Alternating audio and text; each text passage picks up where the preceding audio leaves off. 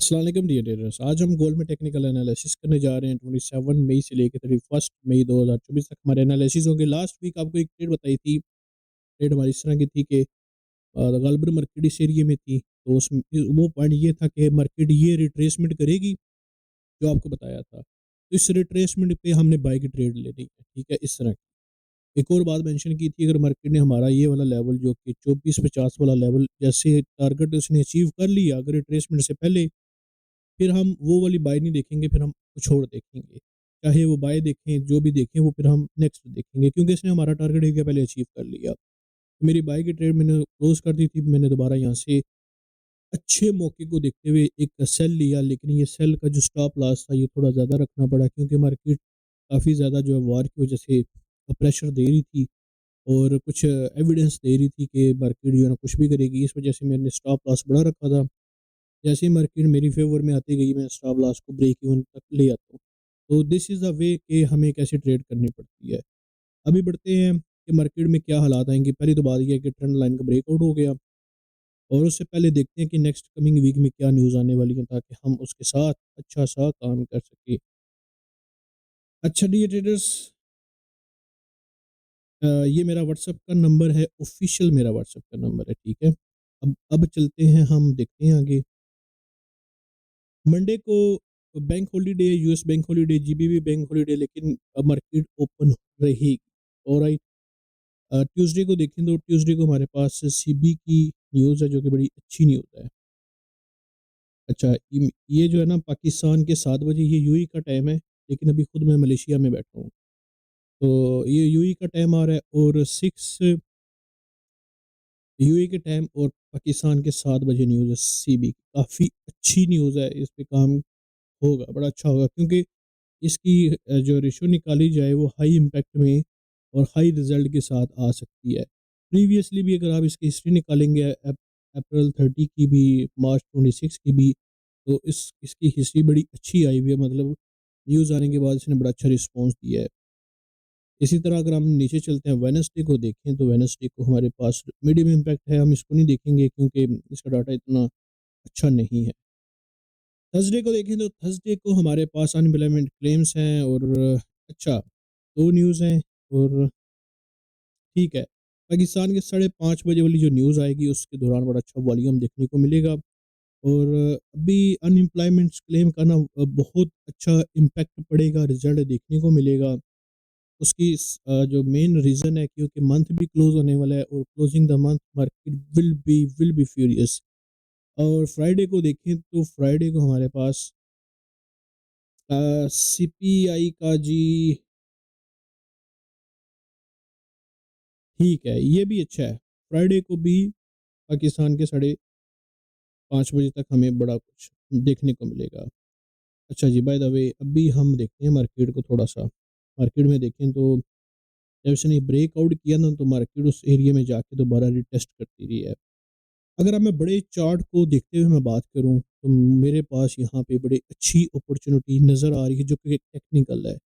Market के structure के बारे में आपको तो मैं बहुत कुछ बता चुका हूँ, कि मार्केट का स्ट्रक्चर कैसे होता है, कैसे इम्पैक्ट करता है। एक ये ट्रेंड लाइन हमारी नीचे भी आ रही है जो कि बड़े टाइम फ्रेम को इंगेज कर रही है। ये तो trend to trend H4, H1 को साथ लेके चलती हुई जा रही थी, लेकिन this was about only daily time frame के ऊपर जो चल रही थी। इसको भी थोड़ा हम मॉडिफाई करते हैं और देखते हैं कि मार्केट इसकी फ़ेवर में है कि नहीं है। आप भी अपने ट्रेडिंग व्यू पे इसको ड्रा कर लें, ठीक है? ये आ गई हमारी इस पॉइंट पे। अब देखा जाए, बड़ा सिंपल सी बात है, बहुत सिंपल सी बात है। अब इसको देखते हुए आपको सिर्फ़ एनालिसिस मैं करके दिखा नहीं रहा होता, बल्कि आपको सिखा रहा होता हूँ। आप छोटे टाइम फ्रेम में भी जाके इस तरह की अपनी स्ट्रैटेजीज़ लगाएँ। लेकिन कोई भी काम करेंगे स्टॉप लॉस के साथ करें, ठीक है?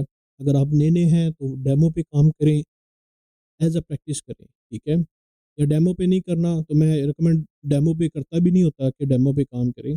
आप जो है ना ये ट्रेडिंग चार्ट व्यू खोलेंगे, यहाँ पे आप सिर्फ़ लेवल्स लगाएँ, आपको कोई भी लॉट ओपन करने की ज़रूरत नहीं, सिर्फ़ अपने लेवल्स लगा के देखें कि वाक़ई काम करते हैं कि नहीं करते। उसके बाद देखें तो एक रिट्रेसमेंट बता रहा है। वैसे तो इसकी रिट्रेसमेंट थोड़ी ऊपर की होनी चाहिए, लेकिन अभी जो इसकी रिसेंटली रिट्रेसमेंट बता रहा है हमारे पास, वो बता रहा है ये वाली, जो कि 2-4 नहीं 2-3 आई थिंक 2-3 की सीरीज़ है, ठीक है। 60 62 तक एक बड़ी अच्छी और प्यारी रिट्रेसमेंट बता रहा है, जो कि 2-3 1 मिनट 2350 से लेके अब मंडे को मार्केट जैसे अगर मंडे को काम किया मार्केट इस एरिया को टच करके नीचे आ जाएगी, ठीक है। अब मुझे एक्यूरेट अभी पता नहीं है क्या फिगर है, लेकिन आपने फाइंड आउट कर लेने हैं। और अगर मार्केट थोड़ी-सी हमारे पास इस तरह रेंज करती हुई नज़र आती है, और क्योंकि इसने एक बेरिश फ्लैग इस तरह का बनाना है, ठीक है। बेरिश फ्लैग, अच्छा बेरिश फ्लैग इस तरह का होता नहीं है, लेकिन उसने एक बेरिश फ्लैग बनाना है इस तरह का। बेरिश फ्लैग की ये निशानी होगी, ठीक है। तो 62 तक मार्केट जो है ना अपना एक अच्छा रिट्रेसमेंट कर सकती है। उसके बाद जो मेरा एक अगला नेक्स्ट टारगेट होगा सेल का। अच्छा, बल्कि 1 मिनट रुकिए, मैं देख लेता हूँ कि मंथली में क्या दे रहा है, फिर आपको बताता हूँ। मंथली क्लोजिंग में, अच्छा ये मंथली क्लोजिंग बहुत ज़्यादा मायने रख रही है, बहुत ज़्यादा मायने रख रही है। मतलब कि इसने ये ऊपर डोजी बना दी ना, फिर क्योंकि मैं ऊपर से सेल बैठा हूँ, और ये नहीं कि मैं सेल बैठूँ इस वजह से मार्केट सेल हो जाएगी, क्योंकि मैंने पहले सेल की ट्रेड ली कोई नहीं है, और मैं इसी के लेवल्स का इंतज़ार कर रहा था, कितने दिनों से, कितने महीनों से इंतज़ार किया सिर्फ सेल की ट्रेड लेने के लिए। तो अब मैं ऊपर वाली सेल को मज़ीद होल्ड कर सकता हूँ, वो इस बेस पे करूँगा जब मार्केट हमारे पास ये वाले जो लेवल्स बनाती है, कि ये मुझे कहाँ तक सेल दे सकता है। ये बड़ी इम्पोर्टेंट बात है इसमें। अभी जो मैं टारगेट लिखने वाला था, वो आता है हमारा टारगेट इस एरिया तक। अच्छा, इस एरिया तक मैं अगर टारगेट लिख देता हूँ, मेरे लिखने से कुछ नहीं जाता। अगर मंडे या ट्यूसडे को या वेडनेसडे को मार्केट आके टारगेट एरिया अचीव कर ले तो ठीक है। अगर क्लोजिंग इसने यहाँ पे एक खतरनाक दी, तो वही बहुत बुरा गिरेगा गोल्ड पे, ठीक है। लेकिन स्टिल अभी हमने सिर्फ वेट करना है कि कैंडल क्लोज हो जाए। कैंडल क्लोजिंग पे फिर मज़ा आएगा ट्रेड करने का भी। अगर आप ऊपर से नहीं बैठ सके, कोई बात नहीं है। आप अपने आप को रिग्रेट फ़ील ना करें। मेरा भी कोई पता नहीं मैं इस सेल वाली ट्रेड को कहाँ पे अचीव करूँ, लेकिन इस कैंडल क्लोजिंग के बाद मैं बहुत अच्छी ट्रेड लूँगा और आपको भी करवाऊँगा, टेंशन ना लें। अच्छा, देख लेते हैं वीकली। वीकली हमें ये दे रहा है, और H4, अच्छा बहुत बड़ा टारगेट नहीं लिखते हैं हम, ठीक है। 2350 से लेके 62 तक एक रिट्रेसमेंट एरिया है इसका, जो कि डे के हिसाब से बताया अगर मार्केट रेंज करती है तो। उसके बाद ये मेरे पास टारगेट आएगा ये वाला, जो कि एक बड़ा सपोर्ट लेवल पे है। बहुत सारे चांस ऐसे हो सकते हैं कि जंग बहुत सारी हो रही हो, तो मेरे दोस्त आप रिस्क अगर लेते हैं अपने मनी मैनेजमेंट प्लान करते हुए देख के लिए, क्योंकि मार्केट ने सेल का साइन दिया है। ये फेल हो सकता है सिर्फ और सिर्फ वार की वजह से।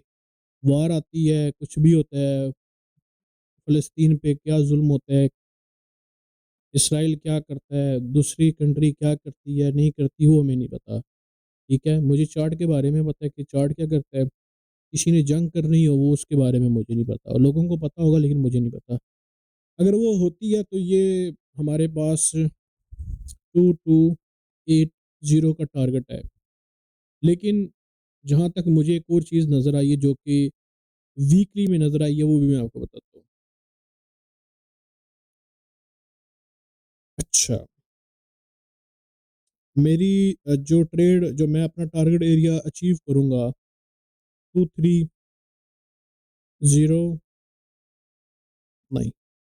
09 इधर तक मार्केट जाएगी डेफ़िनेटली, जब मार्केट ने हमें डे के हिसाब से क्लोजिंग मंडे की भी दी ना, मार्केट जाएगी, ठीक है? वो मार्केट बोलेगी, जैसे कि इसने H4 में भी एक कन्फर्मेशन दी है कि यहाँ से नीचे फ़ौरन गिर जाएगा। लेकिन जो मार्केट का एक तरीक़ाकार जो स्ट्रक्चर है उसको भी हमने देखना है। ये टारगेट मेरा एरिया होगा जो कि ऑलमोस्ट 400 पिप से ज़्यादा बनता है। 400 पिप से ज़्यादा ट्रेड हमारी ये गेन होगी। यहाँ तक अगर मैं रिस्क लूँगा, तो मेरी यहाँ पे 90% मैं अपनी ट्रेड को या 95% अपनी ट्रेड को यहाँ पे क्लोज़ कर दूँगा।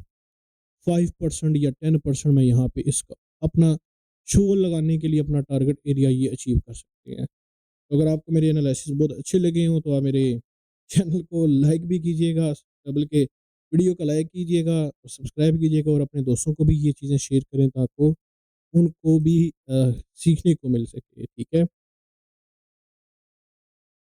क्योंकि इसका अभी जो सबसे बड़ा सपोर्ट लेवल है, वो सिर्फ़ और सिर्फ़ अभी ये वाला है। जब ये ब्रेकआउट करेगा, फिर उसके बाद मार्केट में बहुत बड़ा बेरिश की मूव आएगी, बहुत बड़ी, ठीक है?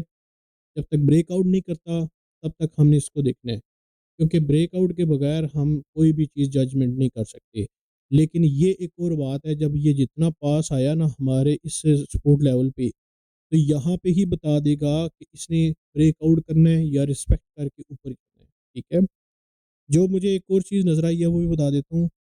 अगर आप देखें इस पे डेली में, सॉरी वीकली में भी देखो स्ट्रक्चर एक बन सकता है, ठीक है? ये वाला स्ट्रक्चर भी बन सकता है, इसलिए कह रहा हूँ कि ये सपोर्ट लेवल हमारे लिए बड़ा इम्पोर्टेंट है। लेकिन मेरी जो टारगेट एरिया होगा, जो कि मैं अपना स्ट्रेस दूर कर सकता हूँ, 2309 या 2310 पे मैं अपने ट्रेड को क्लोज करने के हक में होऊंगा। अच्छा, वीकली क्या रिट्रेसमेंट दे रहा है? वीकली दे रहा है तकरीबन वही ना 55, 58 तक या 60 तक रिट्रेसमेंट दे रहा है।